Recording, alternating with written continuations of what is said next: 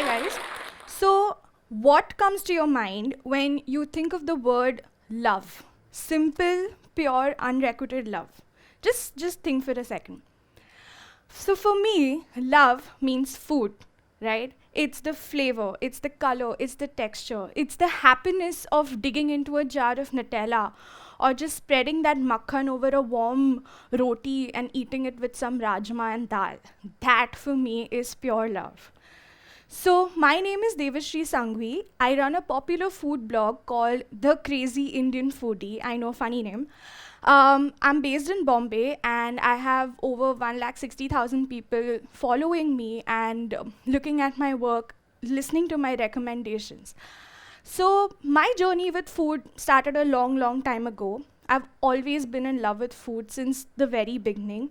I remember when I was around 5 or 6 years old, I used to come back from school. The first thing I used to do is go and sit on the kitchen platform. And my grandmom used to cook really well, and she still does. So I used to sit on the platform and watch her make laddus, watch her make warm rotis, watch her make those crisp samosas. And I used to be the official taster of the house. So whenever there's something being made, I have to be the first one to try it. I have to check whether the sugar is right or whether the part of the samosa is crisp enough or if the masala is well spiced. So, ever since the very beginning, I've been a food critic, as you call it. Um, there was a time I remember when I think I was around 11 or 12 years old, around more than 10 years ago.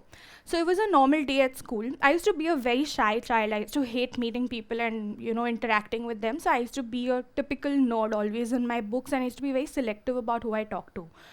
So as usual, I was in the canteen where you would most of the time find me in the free time of school, and I was just munching on those orange lollies which you used to get at those time.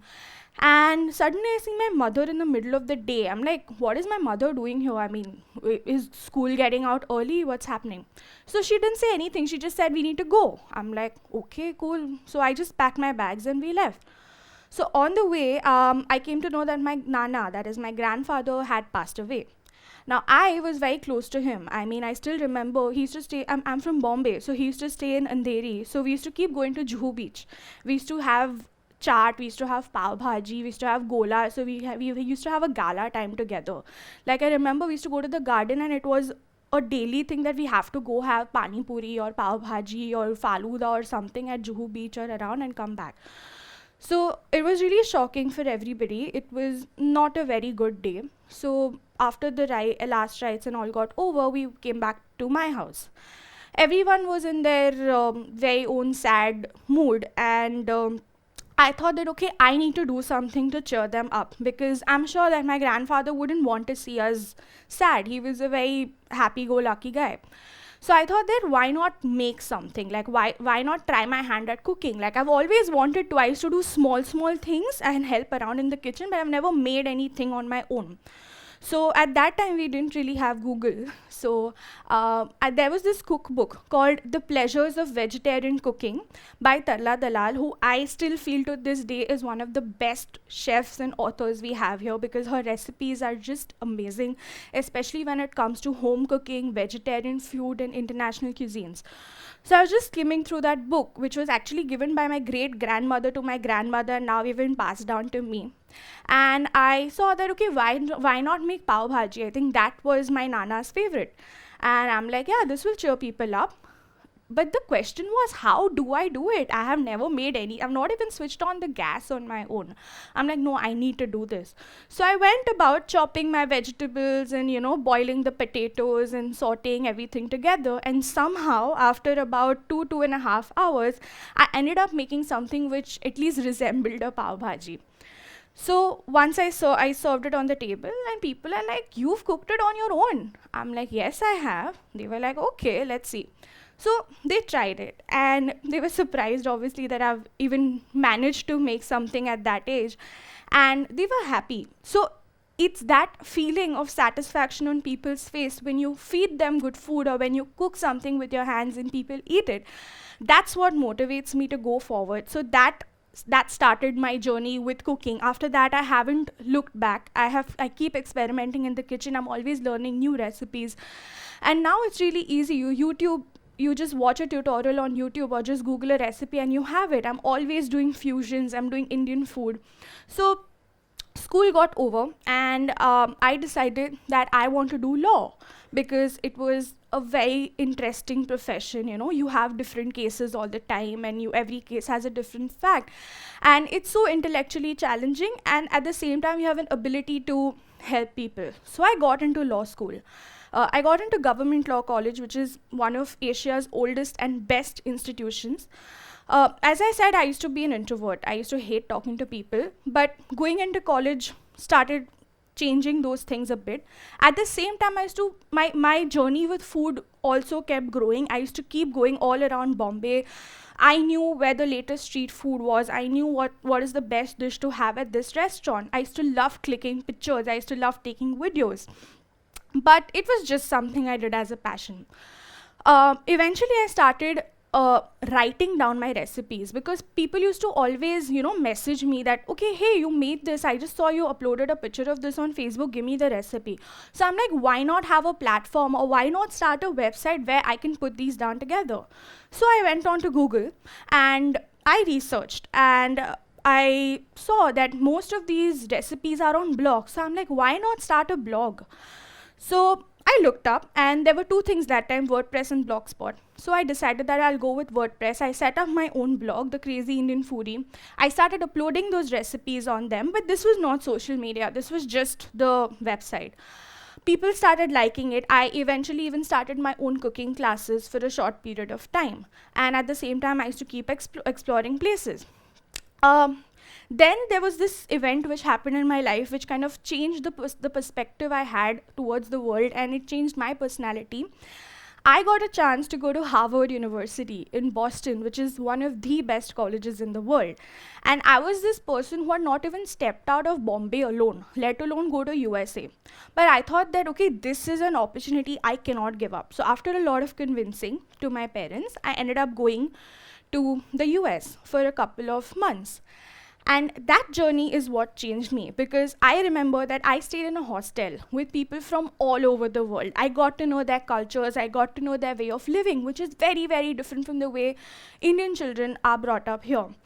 I remember there was a time, and this was in the month of Feb a few years back, and it was so cold outside that you just couldn't step out. There were like feet and feet of snow.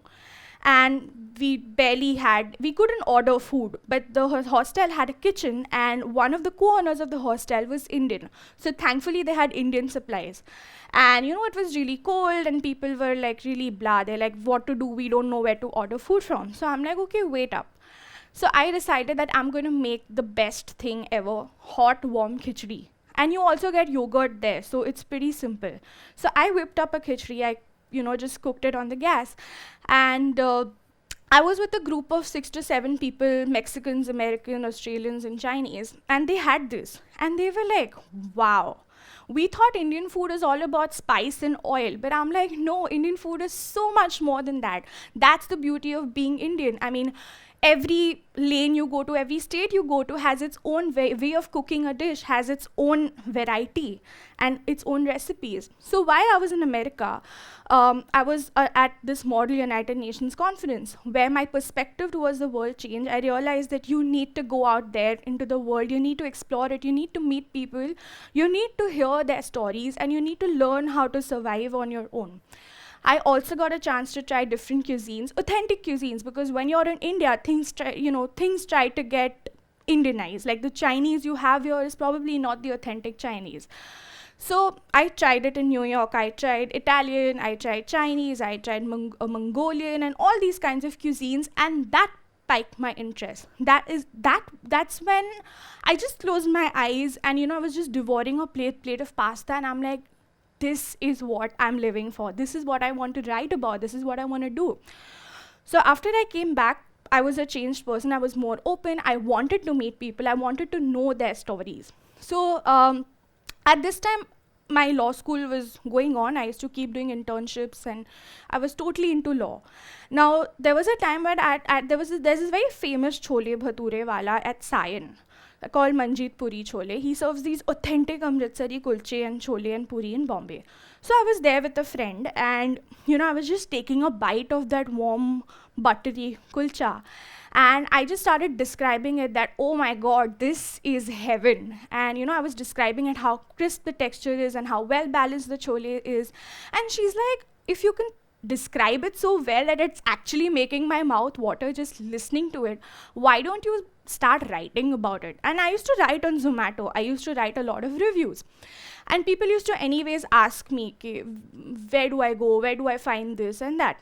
So I'm like, okay. And I decided that and I keep updating my website with these long-term reviews, but I need to do something on social media. So I had an Instagram page of my own, my personal Instagram page, which had more photos of me than of food. So I started uploading pictures, I started writing in short, and gradually people started liking, commenting, they started appreciating the work that I do. Brands started reaching out to me for their campaigns, and the Crazy Indian Foodie has grown into a huge platform now. But of course, it's not been easy. People think that I get to travel the world, I meet the best of chefs, I tried the best of cuisines, but it's not easy. I didn't know anything when I started out. I mean, everyone faces failures. I faced a lot of failures. There were people who didn't cooperate with me. There were people who tried to hack into my accounts. There were people who tried to bring me down. But I didn't stop. I didn't care about the likes or comments. When I started, I didn't have thousands and lakhs of followers. I did it because this is what I thought I want to do.